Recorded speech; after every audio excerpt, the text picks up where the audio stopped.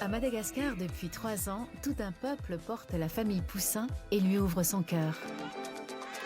Mais ce n'est pas un voyage touristique ou un simple échange culturel. Tout au long de son périple, la famille distribue les dons qu'elle a récoltés en faisant naître de petits miracles. C'est merveilleux de savoir que les enfants vont être bien nourris, faire une scolarité harmonieuse. Madatrek, épisodes inédits sur Voyage. La famille Poussin, Sonia, Alexandre et leurs enfants Ulysse et Philae sont avec nous aujourd'hui. On est très heureux de les accueillir. Ils vont nous parler de leur formidable aventure malgache. Bonjour à tous les quatre. Bonjour. Merci d'avoir accepté notre invitation. On est très heureux de vous accueillir aujourd'hui. Alexandre, Sonia, vous êtes écrivain, voyageur, réalisateur de documentaires. Madatrek, c'est votre dernière production. C'est une série documentaire qui est d'ailleurs diffusée depuis la semaine dernière sur la chaîne Voyage chaque mercredi et ce jusqu'au 14 février prochain. Pour ceux qui suivent un peu vos aventures depuis une dizaine d'années, on se souvient de votre périple Africa Trek il y a plus de 10 ans, le long du Grand Rift entre l'Afrique du Sud et l'Égypte. À l'époque, vous aviez traversé l'Afrique à pied, soit plus de 14 000 kilomètres en 3 ans. Et alors, plus de 10 ans plus tard, c'est en famille avec Philae et Ulysse, vos deux enfants, que vous vous êtes lancés dans l'aventure Madatrek. 3 ans de périple pour l'instant qui ne sont pas finis, à bord d'une charrette tirée par 2 zébus pour aller à la rencontre des habitants de Madagascar. Pour Africa Trek, vous vouliez en quelque sorte, de façon symbolique, marcher et faire la route des premiers hommes. Comment s'est fait, depuis 3 ans, le choix de l'île rouge de l'océan Indien, en l'occurrence Madagascar ? Voilà, il y a vraiment un souci de profondeur, rester dans le même pays, unité de lieu, unité de temps. On ne pensait pas que ça durait aussi longtemps. Ça devait durer 18 mois, on en est à plus de 39 mois. Qui tout double. Ouais, c'est vraiment qui tout double. Et bien là, on a préféré doubler que quitter. On s'est attaché. Au début, c'était dur. On a eu 1 an de difficultés. On était dans des régions sauvages et dangereuses. Maintenant, ça va beaucoup mieux. On parle la langue, donc ça nous aide. Enfin, on se fait comprendre et on comprend ce que les gens veulent nous dire et on respecte ce qu'ils veulent bien nous dire, les interdits, la culture. Donc ça, c'est très important et on s'y plaît bien maintenant. On est heureux de ce que l'on fait pour ce pays, on est heureux de ce que ce pays nous donne, sa culture. Donc voilà, on continue et il nous reste peut-être 800 km à faire. On en a parcouru 4500. Oui. Il faut dire qu'on a une charrette qui est lourde, elle pèse Oui. une demi-tonne, on a 4 zébus, on a 2 employés, c'est toute une armada de décoller. On met 1h30 à décoller le matin. Ça, c'est... Pourtant, on essaye d'être très très rapide. Donc On la se mise en lève. route, Voilà. le démarrage de la Oh charrette. là là, on se lève à 4h30 du matin et on n'arrive pas à décoller avant Pourquoi c'est 6 si long ? heures.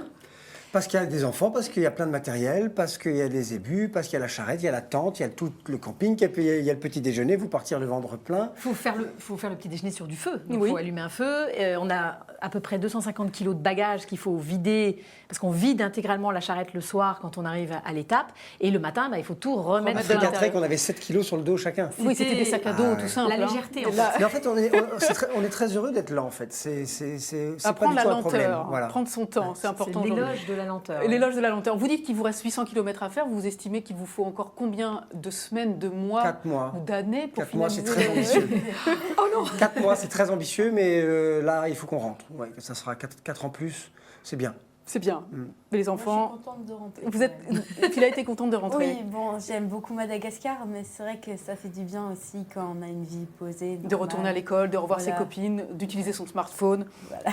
comme n'importe quelle adolescente. Alors vous disiez que vous étiez heureux de ce que vous faites pour les Malgaches, que vous faites à Madagascar, parce qu'effectivement, c'est plus qu'un voyage de famille, c'est plus qu'un road movie. Vous le dites d'ailleurs dans l'épisode qui sera diffusé ce mercredi, ce n'est pas une aventure inutile. Quelle dimension vous aviez souhaité donner à ce voyage avant de partir et que vous réalisez très concrètement sur le terrain? On a un peu été dépassé par l'idée qu'on s'était faite de ce pays et de ce qu'on voulait y faire et y apporter.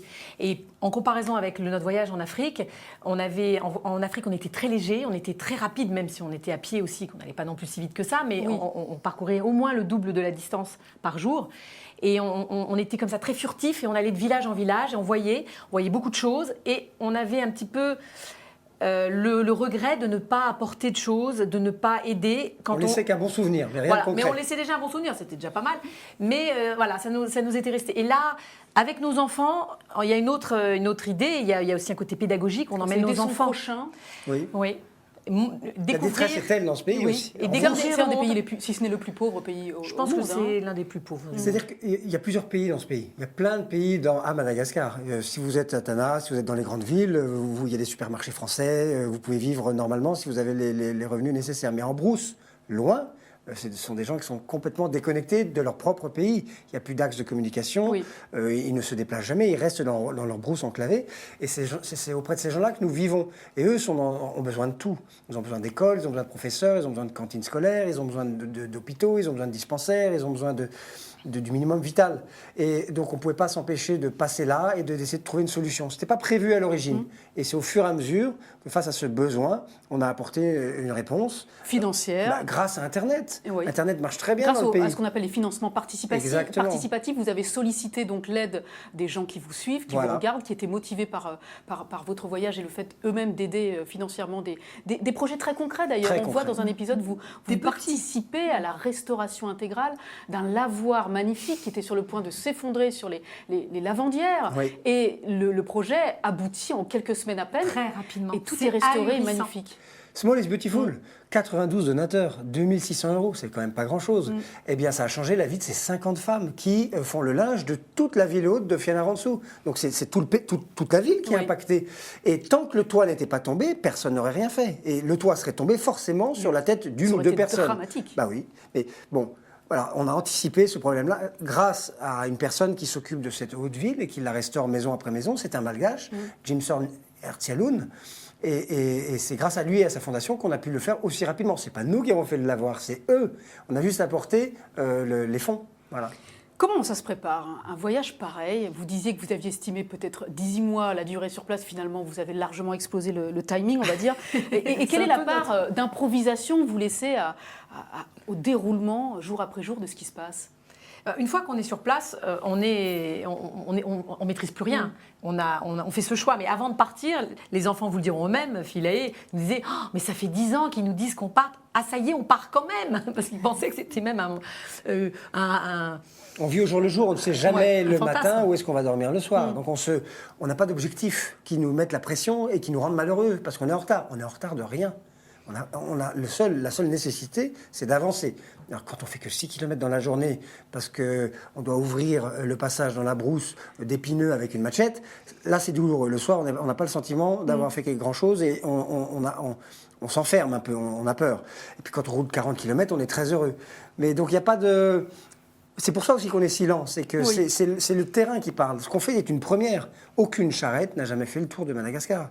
Et les seuls à se rendre compte de la difficulté de ce qu'on fait, c'est les Malgaches.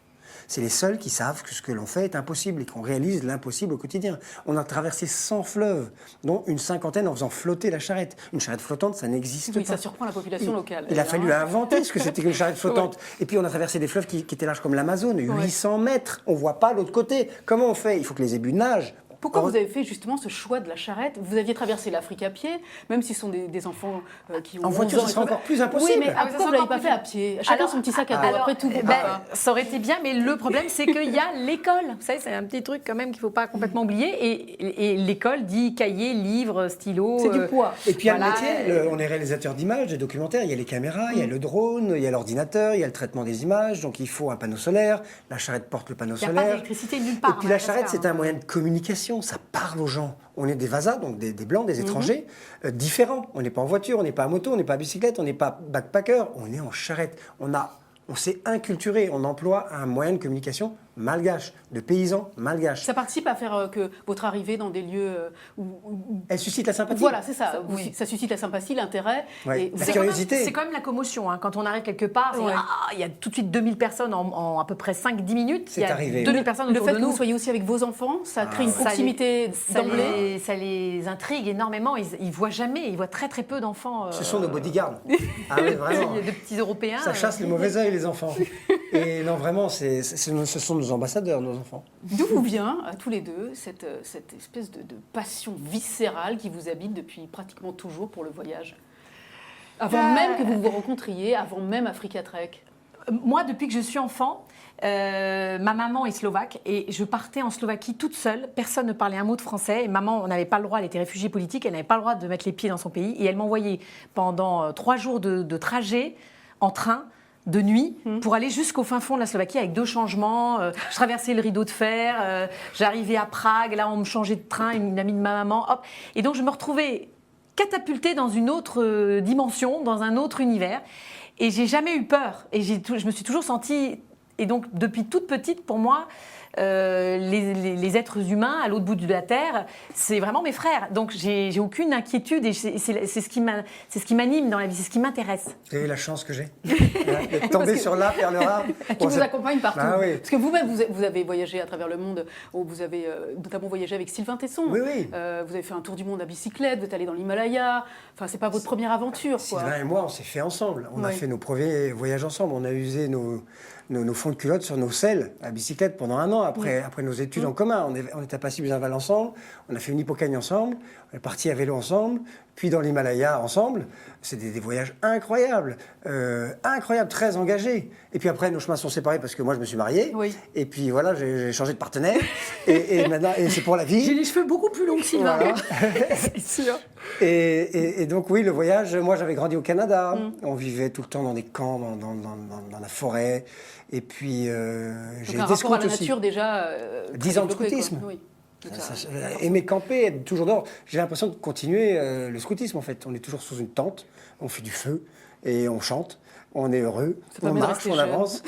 Moi ce que j'aime dans cette vie-là, c'est la simplicité, en fait. C'est complexe ce qu'on fait, c'est dur, mais on se débarrasse de toute la complexité de la vie.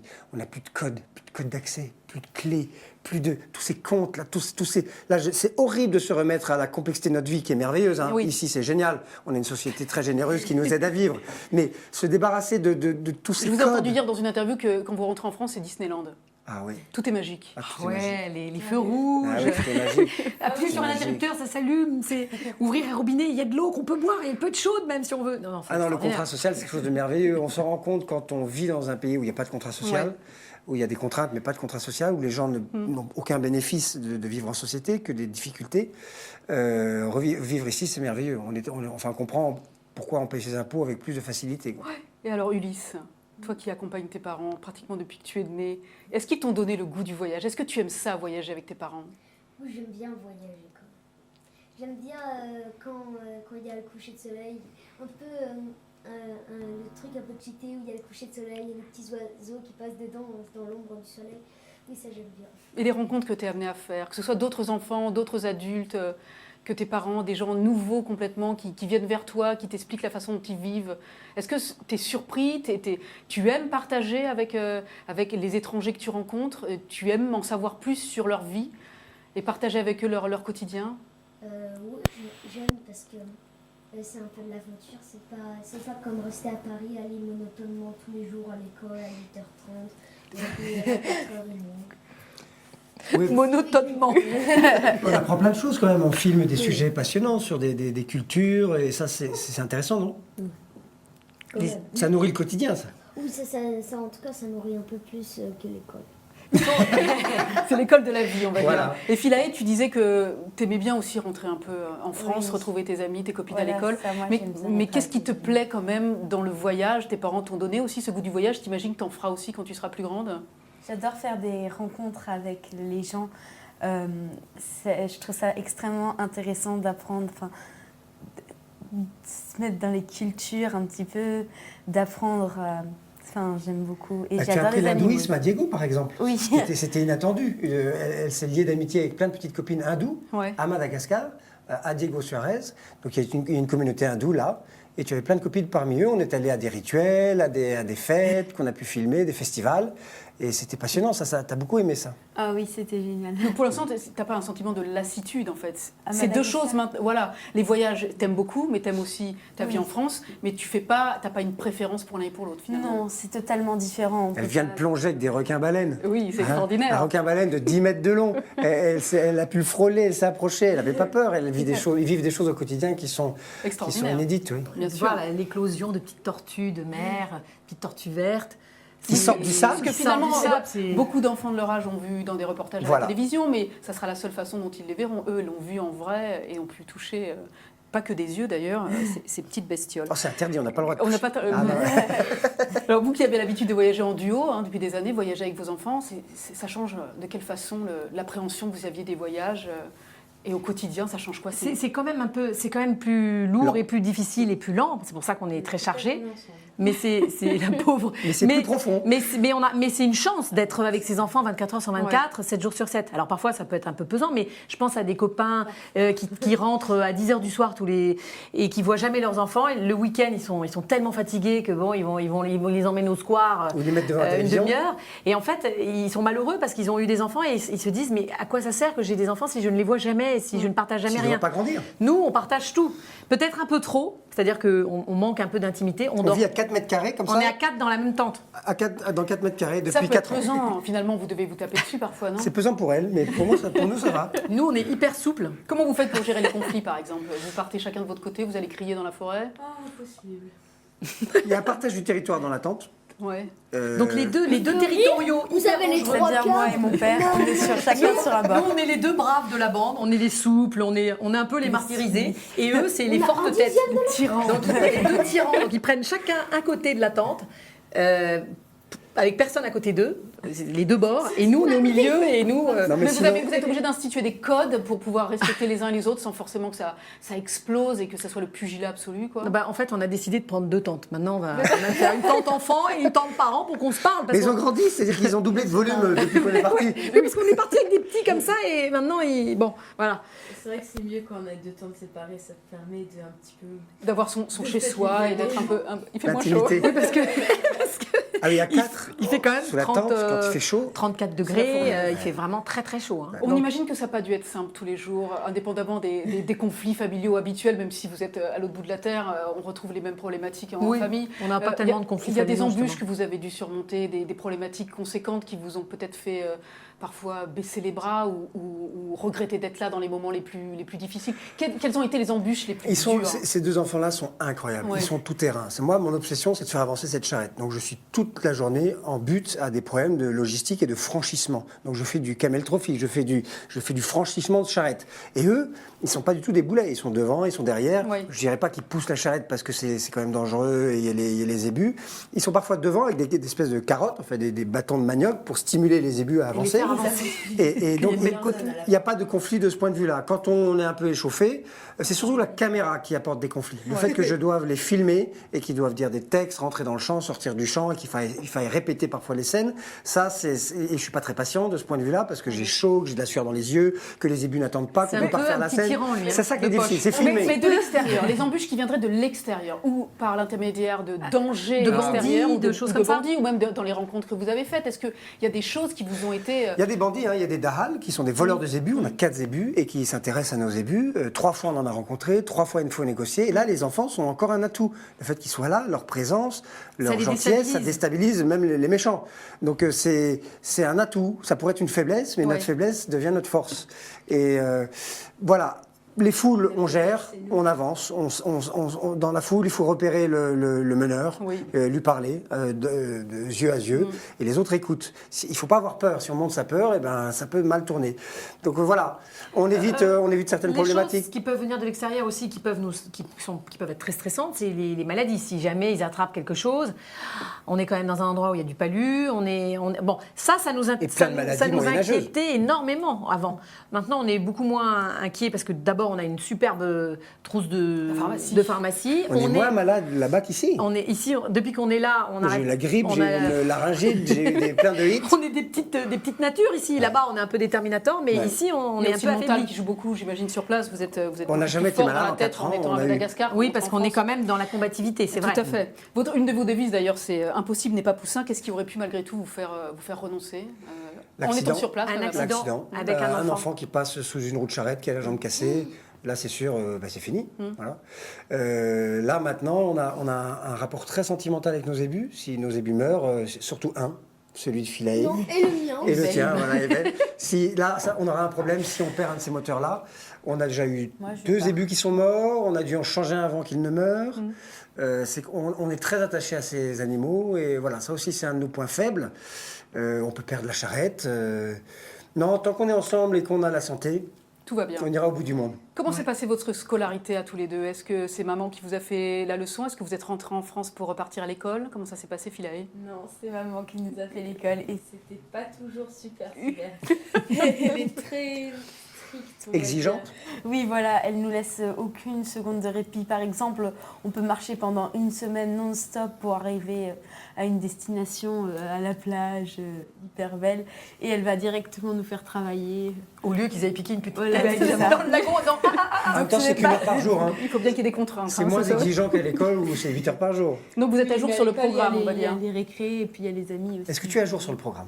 C'est-à-dire que vous suivez une scolarité normale malgré Là, tout. elle a réintégré une quatrième, normale. Est-ce que tu te sens un petit peu dans les clous, en retard, un petit peu? Tu as des lacunes, c'est sûr, mais tu as des avantages aussi. Oui, non, mais je me sens pas tellement vraiment. Enfin, je me sens pas vraiment en retard. Par rapport à tes copines? Non. Et toi? Mais Miss m'a dit, c'est long, 8 heures. Il comprend pas pourquoi on doit rester 8 heures à l'école. Il me dit, mais en 1 heure, c'est réglé, fait, quoi. c'est plié. Et non. C'est que tu es nombreux, vous êtes 30 dans l'école, C'est la ça. maîtresse Et ne tout peut n'a pas, pas le même rythme, peut pas effectivement. accorder le même temps que maman. Les 21. Alors moi, t'as de la chance. moi je ne vous cache pas que quand ils vont à l'école, ça me fait des vacances hein, quand même. Et Donc moi là, je suis aussi, ça assez m'empêche contente, là en ce moment. d'aller à l'école. Je suis un peu. Moi, j'aime vraiment l'école. Je suis contente d'y aller. Alors, il y a des internautes qui nous regardent en ce moment. On les en remercie d'ailleurs de nous suivre en direct. Ils ont des questions à nous poser. Ils ont des questions à vous poser à vous. On les écoute. On va les lire tout de suite. C'est tout de suite vos questions.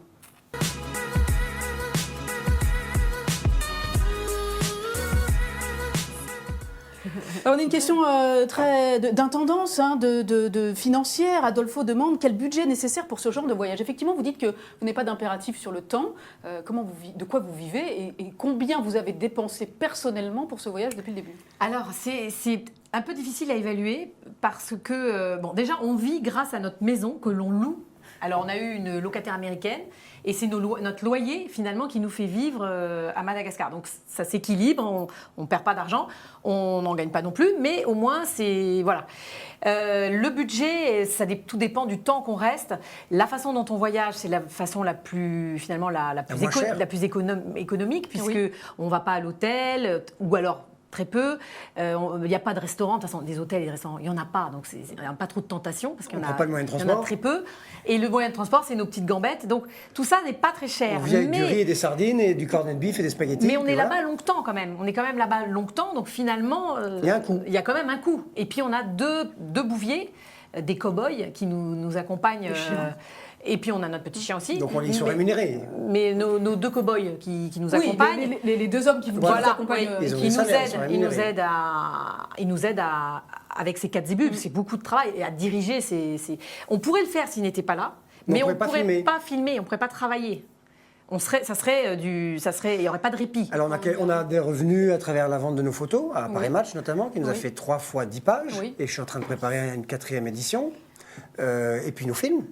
Alors comme nos Est-ce que films... pour répondre à Adolfo concrètement, est-ce que vous avez une idée aujourd'hui de l'investissement que vous avez mis dans ce voyage? Non, Non, on parce n'a que- jamais chiffré. Non, Quand on aime, on ne compte pas. D'accord. Ouais, Voilà, mais on vit au jour le jour. c'est pas pour Ouais. se défiler, c'est parce que. Et pour donner une idée à des gens qui aimeraient faire la même chose que vous, Non, mais il peut-être avec suffit d'autres d'avoir un moyens. appartement et de pouvoir le louer, et Ouais. ça suffit. Je dirais qu'il faut compter à peu près Par mois. Mais je fais ça à la Vous le faites louche, par hein, mois. comme ça. Je dirais qu'il faut 1000 euros par mois. 1000 euros par mois. 1000 euros par mois, ouais. Bon voilà, on espère 800 avoir euros. répondu. Parce qu'il faut acheter. Mais beaucoup moins aussi.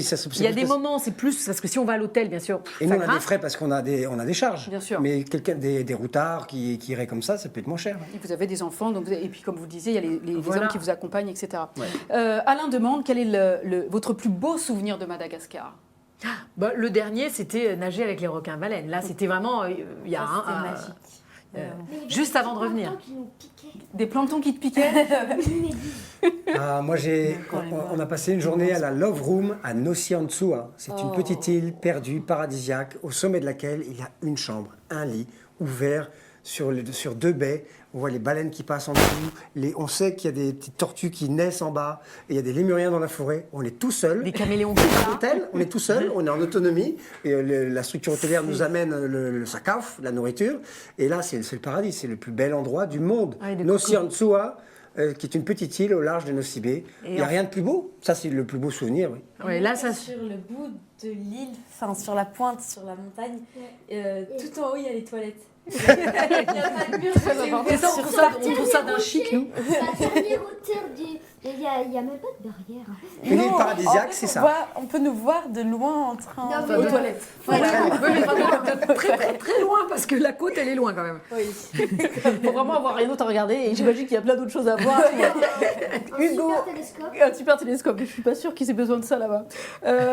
Hugo qui nous dit bravo, qui vous dit bravo à vous, il faut que les Européens comprennent qu'il faut développer l'Afrique. Que devrait faire l'Europe selon vous? Continuer. L'Europe fait beaucoup de choses. C'est l'Europe qui a le plus grand rôle à Madagascar pour travailler avec le gouvernement malgache. C'est plus une nation, c'est plein de nations ensemble qui ont mis en commun des pratiques. Donc c'est transparent. Aujourd'hui, c'est pas un pays qui peut faire une lutte d'influence contre l'autre parce qu'on se surveille. Donc je crois que c'est l'ambassadeur d'Europe qui est l'homme le plus important à Madagascar et on travaille beaucoup avec ce pays et on travaille bien. Les choses progressent à Madagascar. Hein. Oui. C'est mieux qu'avant. Il y a plus de richesses. Alors évidemment, le nombre de gens qui en profitent augmente aussi lentement. Peut-être pas assez vite. Il y a toujours beaucoup de très pauvres, mais ça va mieux. Ça va mieux que lorsqu'on est arrivé, par exemple. Il faut plus encourager, en tout cas, tout ce qui est l'hôtellerie, pour qu'il y ait plus de touristes. Et on est là pour ça. On est ambassadeur de Madagascar. On est là pour donner envie aux Français de venir visiter ce pays. Il n'y a que 200 000 touristes par an, dont la moitié sont des binationaux. Oui. Il y a 2 millions de personnes à l'île Maurice où il n'y a pas grand-chose à voir. On n'y fait pas la même chose. À l'île Maurice, on se repose. Oui. Madagascar, Il y a on a... plein de c'est choses à avant, voir à c'est Madagascar. plus Et puis surtout, aventureux. votre voyage va être utile. Vous allez aider, donner des salaires en fait, à des gens qui travaillent dans l'industrie hôtelière. C'est important. Justement, Alain demande la plus belle qualité et le plus gros défaut des Malgaches. La plus belle qualité, c'est la patience, Ouais. la gentillesse, le sourire. Et Le défaut, si on le veut défaut, Le défaut, le fait de ne pas pouvoir dire non. De toujours dire oui, enfin on n'arrive jamais à être sûr sur si on est bien d'accord, s'ils sont bien d'accord. Ça c'est un peu difficile. Hein, c'est vraiment. le manque de solidarité peut-être entre eux Entre aussi. Leur vie est tellement difficile que c'est un peu du chacun pour soi. Mais là, c'est pas une personne, c'est pas Oui. le défaut d'une personne. Bien entendu. C'est difficile. D'une C'est très culture. difficile d'être malgache et de vivre et de survivre à Madagascar, quel que soit le niveau social d'ailleurs. Un internaute du Figaro.fr demande au niveau de la sécurité, est-ce que vous avez connu des difficultés? Alors oui, on a rencontré 3 fois des bandits. On a Ouais. échappé une fois à des vrais bandits. Parce qu'une vieille dame nous a mis en garde et nous a protégés. Voilà. Au-delà de ça, non. Pas plus qu'ailleurs. Hein. Je veux dire, en 4 ans, il ne nous est rien Je dirais arrivé. même On ne s'est plutôt rien fait voler. moins qu'ailleurs. même. Ouais. Enfin, je trouve que finalement c'est assez sûr, alors que c'est pas forcément l'image qu'on a de Madagascar, mais nous personnellement on a expérimenté le contraire. Les Donc, touristes c'est en plutôt tant que sûr. touristes ne risquent pas grand-chose. Il y a eu des faits divers abominables, atroces, mais c'est des gens qui vivaient sur place, qui avaient des implications sur place, et c'est toujours très compliqué ce qui a pu C'est leur un fait arriver. divers tout à fait C'est exceptionnel. des faits Voilà. divers, oui. Ouais. Merci beaucoup, la famille Poussin, d'être venue nous voir aujourd'hui au Figaro. Merci Philae, merci Ulysse, merci Sonia, merci Alexandre. L'émission est terminée. Si des internautes veulent aider financièrement l'une des associations sur place qui a réalisé des projets... On va grâce- monter un projet là pour la création d'un dispensaire pédiatrique à Vaux-et-Marc, qui est une ville qui a un hôpital public qui Ouais. est très décati, qui est très engorgé. Il y a 500 personnes en permanence qui font la queue, et toutes les femmes qui veulent accoucher, etc., passent vraiment au second plan, même si c'est une urgence quand on accouche. Donc elles le font ça chez elles, et 8% de ces femmes-là meurent. Enfin, un jour, elles meurent en couche. 8% des femmes malgaches meurent en couche. Si c'est pas au 5e, c'est au 8e enfant. Donc c'est tout à fait dramatique, et ça va drainer toute une région. Ce dispensaire pédiatrique va apporter un service prénatal, natal et post-natal à des milliers de femmes. On demande aux internautes de se rendre sur madatrek.com, votre site Madatrek.com internet. ou sur notre page Facebook Madatrek. Madatrek sur votre page Facebook. Très bien. Merci à tous les 4 pour ce témoignage au Figaro. On suivra vos aventures malgaches sur la chaîne Voyage ce mercredi 7 février à 20h55, puis mercredi 14 février également à 20h55 pour la suite et la fin de votre périple sur l'île. En tout cas, ce qui est en boîte, monté et diffusable. Et puis on suivra vos aventures pour la suite, évidemment. Merci. Merci beaucoup. Misao Chapetsak, on dit en malgache. Misao Ça veut dire quoi? Chapetsak. Merci beaucoup. Merci Misao beaucoup. Chapetsak. Je ne savais pas te le répéter. À la prochaine. À la Manara prochaine. Kenjai.